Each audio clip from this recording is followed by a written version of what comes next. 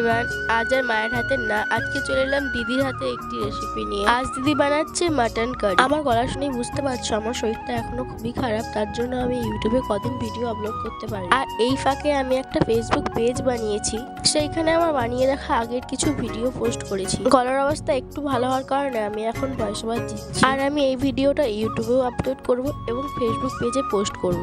আর সবাই একটু আমার গলার আওয়াজটা ইগনোর করে ভিডিওটা দেখে নিও। তো চলো এবার রেসিপিতে আসা যাক। প্রথমে কড়াইতে তেল দিয়ে ফোড়নে দিয়েছে এলাচ এবং দারচিনি। তারপর কেটে রাখা পেঁয়াজ কুচি, ক্যাপসিকাম এবং টমেটোটা দিয়ে একটু ভাজা ভাজা হয়ে গেলে আদা এবং রসুন বাটা দিয়ে দিয়েছে। তারপরে দিয়েছে জিরে গুঁড়ো, লঙ্কার গুঁড়ো, হলুদ গুঁড়ো, ধনে গুঁড়ো এবং কাশ্মীরি রেড চিলি পাউডার। তারপর সব মশলাটা কষিয়ে নিয়ে মাংসটা দিয়ে দিয়েছে। পরিমাণ মতো লবণ দিয়ে একটু নেড়ে নিয়ে মিট মশলা দিয়ে দিয়েছে। তারপর অল্প আছে ঢাকা দিয়ে মাংসটা ভালোভাবে কষিয়ে নিতে হবে। তারপর জল দিয়ে ভেজে রাখা আলু এবং চর্বিটা দিয়ে ফুটিয়ে নিয়ে উপর দিয়ে ধনেপাতা ছড়িয়ে নামিয়ে দিলে রেডি মাটন কারি। আমার ইউটিউব ফ্যামিলি এবং ফেসবুক ফ্যামিলি সবাই আগে অনেক অনেক ভালোবাসা দিয়েছো, এখনো দিও। দেখা হচ্ছে পরের ভিডিওয়।